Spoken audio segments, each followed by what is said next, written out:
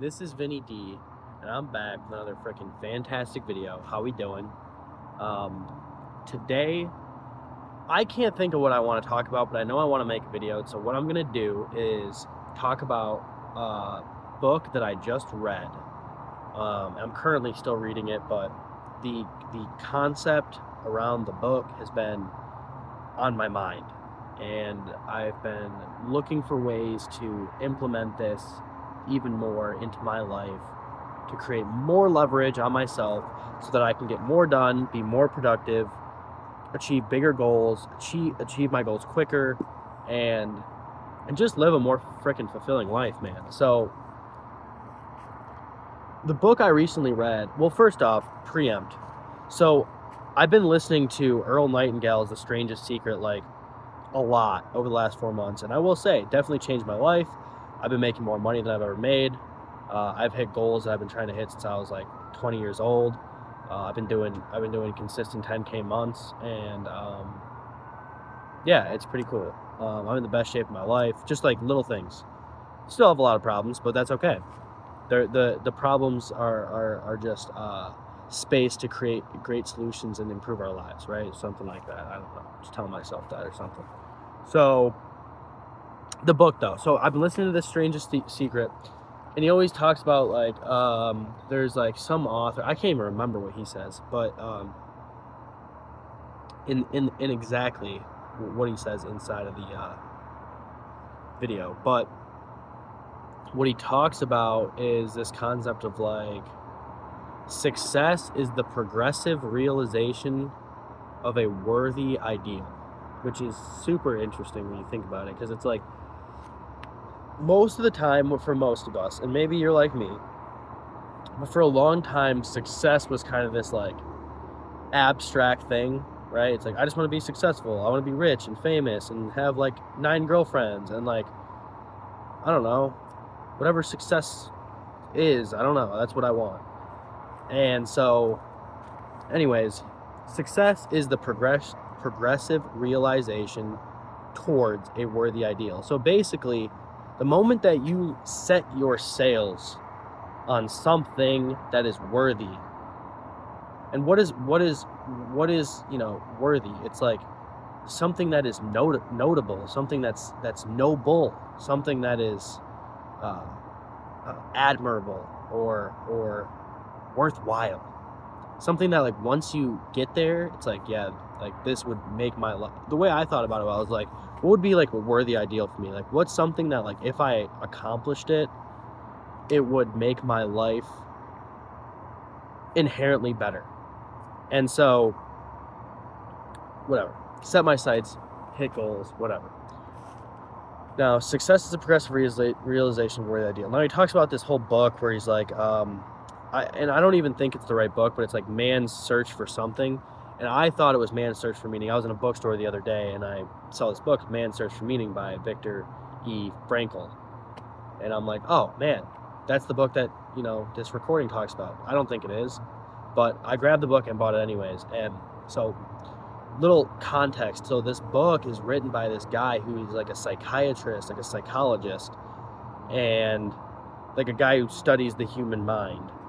And he's a Jew, and he ends up in a concentration camp in Auschwitz as a prisoner in one of these concentration camps. So the whole book, and he is a psychiatrist at the time prior, so he's a doctor, and then he becomes a prisoner, but he has all this like knowledge on psychology. And so through his observations as a prisoner at Auschwitz, he creates this theory, so to speak, which is like a new form of therapy, which never took mainstream kind of trend. It never was like taken up into the mainstream, but it's called logotherapy. And the whole idea is like kind of, it kind of fits into like cognitive behavioral therapy, in a sense, but the whole idea behind logo therapy is essentially most of us feel kind of depressed or feel like, there's no point to life, and we get like the suicidal thoughts and like the just like lack of enthusiasm around life. It comes because we lack the meaning behind why we're doing what we're doing, which is like a super powerful concept, right? Because it's like, you can have the most audacious, big, exciting goal, but if you don't have like a solid foundational reason why you're doing the day-to-day stuff, it's just going to feel monotonous. It's just going to be hard to remain persistent if you don't have like meaning behind what you're doing. Now, I like the saying that's like, frothy emotional appeal seldom suffices. Okay, so what do I mean by that? Well, what's frothy? Frothy is like a beer, the top of the beer, the head of a beer. It's like the froth. It's like weightless. It doesn't hold any meat. It holds nothing. It's just kind of like and it's like this weightless appeal to our emotions that make us feel good in the moment. It just doesn't suffice for like the long-term persistence necessary to like chip away day after day through massive action to actually obtain some of these big audacious goals. So I'm just really intrigued by this concept of assigning meaning, like greater meaning to our lives, and like finding a greater meaning, right? So it's like, one thing I've implemented recently that's helped me out a lot, and I don't know if it will work for everyone, but it's been working for me, is, got a little cold. So when I'm thinking about my goals, right, I'm thinking about like, okay, when I get to $100,000 net worth, okay, like 100 grand liquid cash dollars, I can like have, I can see it. What does that mean for my life? It's like, okay, if I just take like the selfish meaning of that, and I'm just like, well, I'm gonna be able to like buy a freaking Audi RS7, and I'm gonna be able to like move into like a cool house, and like I can like go and like buy, I don't know, like just stupid stuff, right? Like it's cool, it's cool. I want a fast car, for sure. But when I start thinking about it, like, okay, how do I like incorporate a greater meaning into these goals? It's like, okay, so like, I start thinking about my family, okay? I think about my dad, and don't get it twisted. Me and that motherfucker used to want to tear each other's throats out. Seriously, just tear them out. But he invested so much into me. And now that I am a little bit more mature, and I can kind of see where his perspective was at and what he was trying to do for me, I have a way different outlook.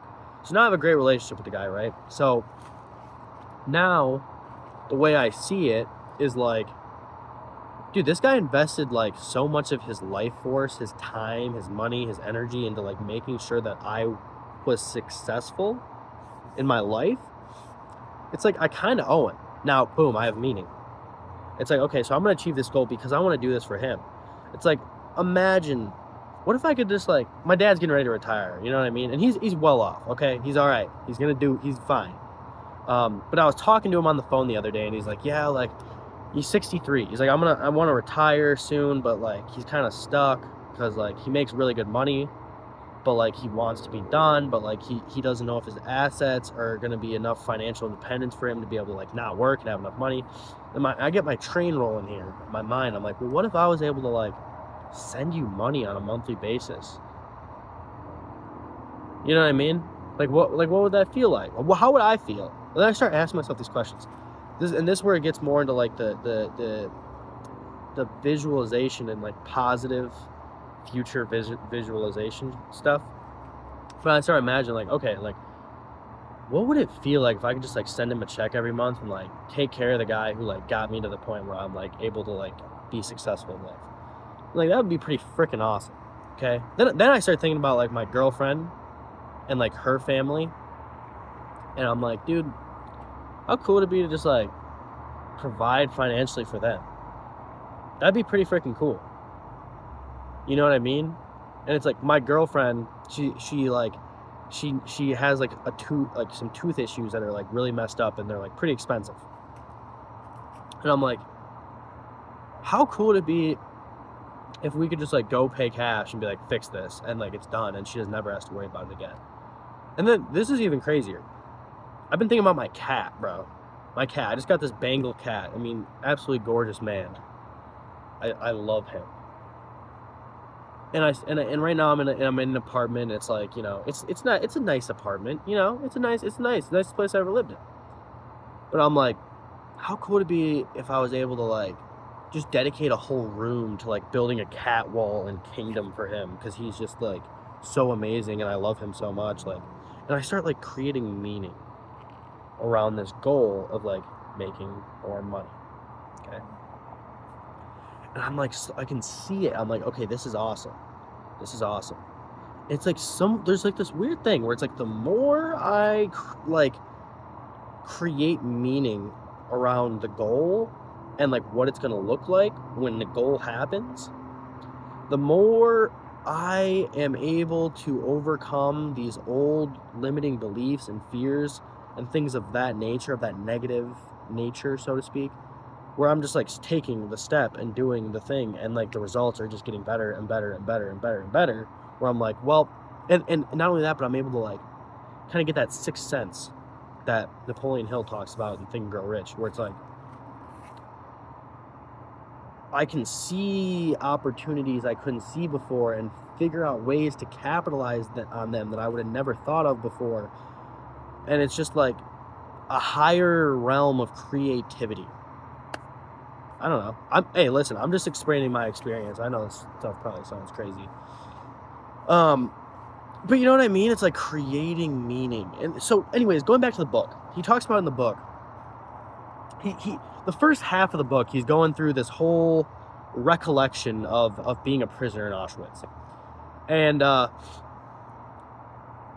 you know, he's telling these gruesome stories of men that are just like taking their own lives. They're getting whipped to death. They're getting freaking, I mean, just brutal stuff. I mean, and these guys, they lose the will. Keyword. They lose the will to just even keep working as a slave to survive another day. They're like, what's the point? But what he noticed while he was there and observing the other men alongside him that were also prisoners was that the men that survived, that got through Auschwitz and were able to escape with their lives, these men had meaning. Now, what was their meaning? They were thinking about their wives and their children. Where were their wives? Where were their children? And they were imagining getting through all this gruesome slave labor to the point where they can rekindle with their wives and their children and establish their lives again. But just that thought, the emotional state that it brought, and the meaning that it brought to that slave fucking labor they were doing was enough to keep them persisting one more day, one more day, one more day, one more day. So, and I have found this to be true for myself as well, because I don't fucking really like doing a lot of the shit I'm doing right now. And that's okay, because it's what's required, and I need to do it in order to get to where I want to go. Simple as that. To fulfill my purpose, fulfill my mission. And so, whatever. I don't love it all the time. I'm not, you know, not always so happy to do the work. But it seems as though the more I create these bigger, like, forms of meaning that, like, permeate my brain waves and, like, and help me to imagine what the future will be like when I do this, and, like, how it's gonna, like, touch other people's lives that I give a fuck about, and I create that meaning, the more and more I'm able to accomplish. And so, I don't know. Do with this information as you will. I just needed to make a YouTube video again because it's been so freaking long. And I was watching Gary Vee, and he's like, dude, you gotta start making content. I'm like, yeah, I know. You've been telling me for 7 years.